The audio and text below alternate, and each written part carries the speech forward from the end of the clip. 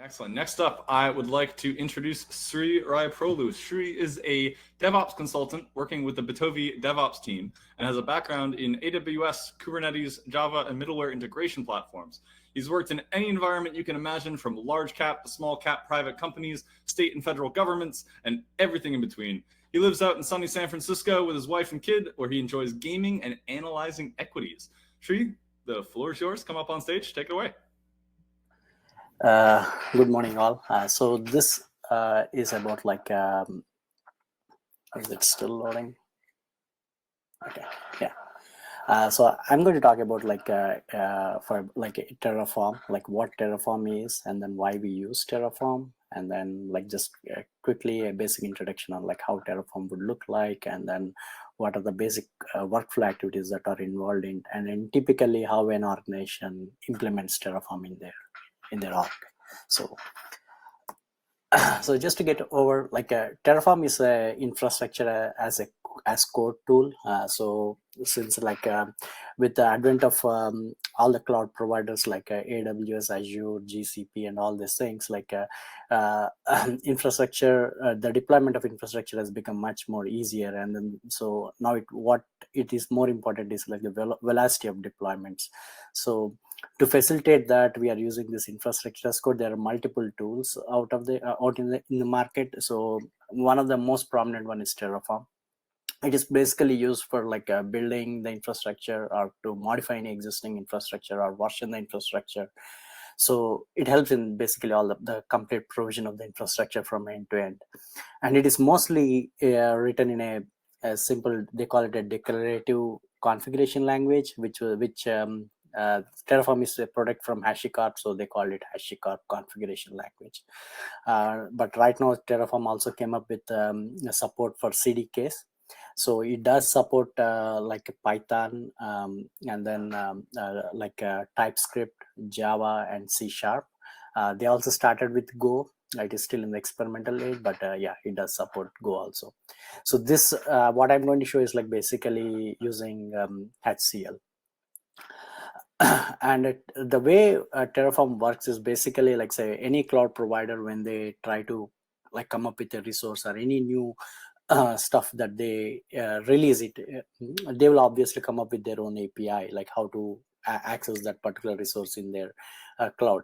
So Terraform uses that API, and they have a concept called something called Terraform provider. So what they do is basically this Terraform provider accesses that API, and then for us, as a end user who is provisioning this infrastructure, we access this Terraform provider, and using that Terraform provider, we try to deploy the relevant infrastructure into the cloud. So all these providers, we can get hold of it. They have something called Terraform Registry. So there's a URL there, so we can get to that URL, and then you can look different providers there, whether it's from AWS, Azure, or Google. Not only that, they also support multiple other infrastructure stuff like Datadog, Splunk, and then we can even write our own custom providers. So and then okay, so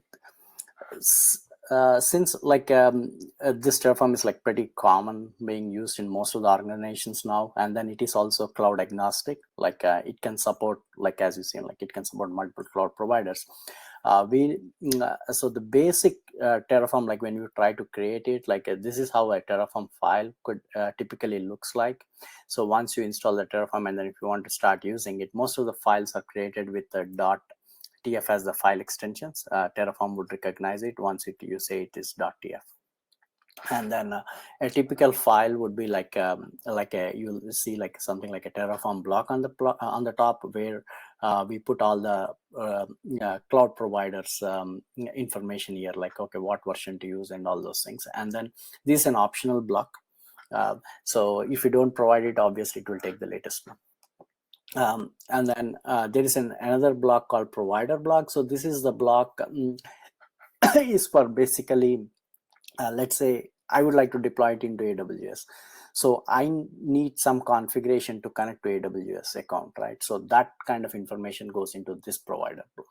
So this is obviously a required block because it needs to know like where I need to connect and where it needs to provision the infrastructure. And then they have something called a locals block. So this is like more like a like in a typical programming language, we have something called functions, right? So we write functions, so this is more like that. And then also it facilitates like local variables also, like you can create local functions and then local variables inside this block. These are only accessible in this particular module. They won't be accessible like in a completely a different module. Yeah, in a given file it is accessible like in a given run. And then they have like something called like a variables block. So here like you can this is just like how you define any variables for any Terraform, like you can define variables using that. And this resource block, this is what is very important. Like this resource block really talks about like say what kind of resource you would like to really deploy it into like a cloud or any on-prem instance or anything. So the one that you are saying like AWS underscore instance, it means like an EC2. So this is this one is this resource. This naming is nothing but what Terraform gives from their provider API. And this is like our custom name. So this resource block, like they have like, so since it is EC2 instance, we are using this one. So like that, they have like lots of for every resource they have a kind of a resource block that we can use, and then we can configure all the properties that go into it, and then we can deploy it. We'll see it as a part of our demo. We should be able to look into it. And then they have something called like a data block. This is more like a lookup. So you already have some kind of an army or some infrastructure already that's being deployed in AWS or something like that, and then you wanted to look up that information of that infrastructure and then reuse it in some other area. Then we use this data block basically to, in this case, we are looking up for an army name like that, and then trying to get that army name. So that's what we are using it, and then the name is derived and then it's being used here. And then there is something called like a module block. So these two, like the resource and the module, are more or less similar. They help in provisioning. So either we need the module or a resource in a given Terraform file. At least one of them should be there, and that is called as a root module. So this module block is really used to, like, say, if you want to reference a block, a Terraform module that was already created somewhere, if you want to reference that and then use it, we use this module block. And then there's also another thing called as outputs. So this outputs is nothing but like return values that we see in any programming language or anything. Like, say you have deployed an instance, an EC2 instance. So you wanted to know, okay, what is the instance ID that was deployed? So you can get those kind of return values using this one.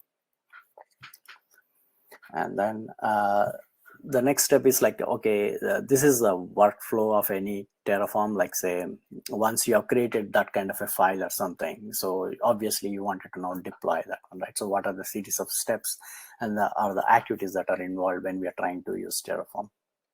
So we write the Terraform code, and then after that, like the first step is basically, Terraform is famous for their state maintenance. State is nothing but like, okay, you have deployed an EC2 instance. You wanted to know, okay, whether it is already deployed or not, right? So it maintains that kind of information in something called a state file. So the first step is basically initializing the state. So it initializes the state, and then it writes and then so as a part of initialization, it will say, okay, I'm going to use so and so version of the provider, and then I'm going to use all the details for that one. And this state initialization, it can be initialized locally, or you can initialize it in a remote way. Like maybe you want to initialize it in some S3 bucket or somewhere. Like so this is very important within Terraform, maintaining the state. So once the state is initialized, then like you can perform something called a plan on our Terraform code that we have written. So what it does is basically it will it will go through the code and then say, okay, it will list out like, okay, what are the resources that is going to deploy, and then it will list out that whole plan, like, okay, how many resources it is going to deploy, how many it is going to change, how many it is going to destroy, all that kind of information. And then it initially reads the state file. If in the first run, obviously there won't be any resources, so state file will be empty, so it will just deploy, okay, everything I would like to add. If some reason, if it is already, if you're trying to work on on something that's already deployed, then there would be some changes that you are working on. So it will pull the previous state, and then it will show you like, okay, what are the changes that I'm going to make. Or if it is needs to, like, say, if you want to destroy something and then create something new, it will say, okay, I'm going to destroy and then I'm going to create. So it will show all those information as a part of this plan. And once the plan is done, then depending on, like, say, we go ahead and then we can say, okay, I would like to apply this plan. So we go and apply the plan. So it will apply. Apply is nothing but provisioning the infrastructure in the cloud. So it will provision the infrastructure, and then it will update the state accordingly, saying that, okay, I have provisioned this EC2 instance, this S3 bucket, and all that information. And then so this command is basically used to, like, if you wanted to show the state, like if you want to just inspect the state, like what is already being deployed, you can use this command to look into it. And then these are the basic workflow activities that are really involved, like while provisioning any infrastructure through Terraform. And this is nothing but an implementation architecture that we typically see in any organization that we go, how they implement Terraform. So basically, like most of the development team, like so they will write all the Terraform resource. They call it as a base module. It is nothing but like you write something called a root module. Like okay, I wanted to create an EC2 instance with all these parameters. So obviously, so I'm going to just show you something here. This is a root module, what I was talking about. So this is something that's provided by Terraform, like some of the, so they write out like, okay, for the EC2 instance, these are all the different parameters that it can take. So they will just write out all these things. We don't have to really use all of them while deploying, but if you wanted to use it, we can use it. So that's the intent of using a base module. So when we get to here, like obviously, in the same way, like for all the different resources, they, like the development team will create something called a base module. And then when we are trying, and as a deployment team, what it does is basically when they're trying to deploy into like a dev or a different kind of environments, they will use what are the parameters that are required, and then they will deploy for that parameters. Like say, maybe in dev, you don't want to encrypt your hard disk or anything like that. So you can, you won't pass encryption parameters. Whereas once you go to production, obviously you wanted to encrypt everything. So you might put all those additional stuff in once we get there. So those are the things that you can work on. That's the advantage of using that base module, and then the I mean, like segregating the base modules and then just using the other stuff at the time of deployment. So I'm going to run through a small demo. So this is a simple Terraform code that you're seeing here. So what it does is basically I have a provider block. Obviously, I have excluded the Terraform block, which I called it optional, and add a small locals block where I've just defined some basic information. And for this, I'm doing like EC2 instance. So obviously I pass something called user data. So user data is something that you can just deploy something into it, like add some, maybe just install an Apache server into it. And then like this is like, I'm just trying to look up and then just take the latest army that's available there. And then and since I'm using something called a source as a Terraform, like this, like if you might be seeing here. So this means that like if you have anything on the Git, which is on a public repo, so this is a public repo on the Git, I can directly refer from here all the way up to here. So I can just refer it directly like that. So that's what I'm trying to do, like since it's a public repo. But typically in an organization where say since it's all secured, you will use the standard Git notation to pull it up, pull your module. So and then this is the basic EC2 instance where I'm just passing some information, and then so what we can do is like so since based on our workflow, our first step is basically to initialize it. So I can initialize using Terraform in it. So it will initialize the modules.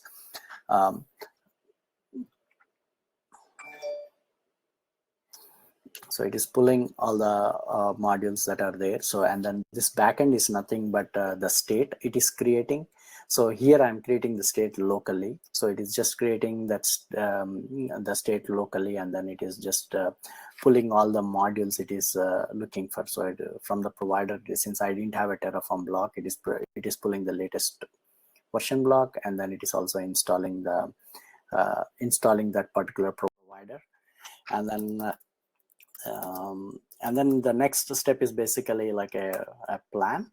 So when you do the plan, so it tries to like show us like, okay, what it is trying to deploy. Like, so it will give us a plan, like what it would like to really deploy. So yep, it should. I hope I don't lose my screen again.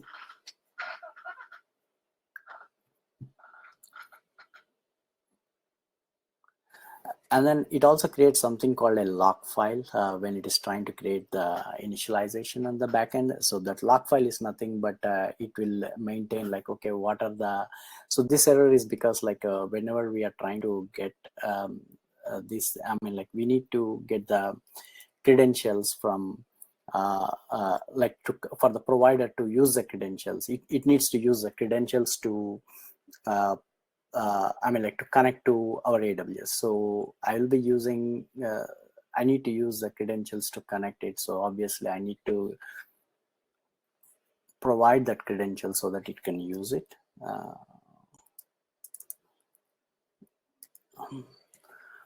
Otherwise it will give you something like something like this, because either there's no credential or it's an expired token. And then this log file will have information about like, okay, what are the like what is the different, what is the versions it is trying to install, and then yeah, so it will put something called a lock. So this lock is helpful for like if you want to deploy something, you wanted to have only one that particular version, then we can take this lock file across. That way all the people who are using this report, they will only have that version locked up. So this is how a plan looks like. So the plan will display like, okay, what are the different okay, what it is trying to create, like a AWS key, and then like maybe an EC2 instance here, and then okay, with all this information, and then security group and all those things. And then once we are say, okay, it says like, okay, I would like to deploy 6 resources into the EC2, so it will deploy all those things. So what we can do is like we can do an apply, and then okay, so so the apply is and then we have one output is basically it will try to give me the EC2 instance ID. So the apply is something that I'm going to use it really to provision the infrastructure into the EC2 instance. So it will does a plan again, and then it will ask for a confirmation whether we would like to do it. So and then it will, so as it is creating, it might take about a minute. So I wanted to show something like just out of, so we use something called like a Bitops. So this tool, we use it to provision this infrastructure. So the steps that I've done, where I've run like a Terraform init, Terraform plan, Terraform apply, I'm trying to do those steps manually, but typically in an organization we don't really do manually run those, right? Everything is put into a pipeline and then run in an automated fashion. So Bitops is something that you can use to automate that pipeline. So and then it will just deploy everything automatically for you. So if like I said, like you can take a look at this, going to it has got a very good documentation like how to use it if you're trying to use it within a pipeline, and lots of examples and everything. this is an open source tool, and then we are welcome to contribute if you like to. And yeah, and so it has deployed. So we deployed like 6 resources, and everything is in.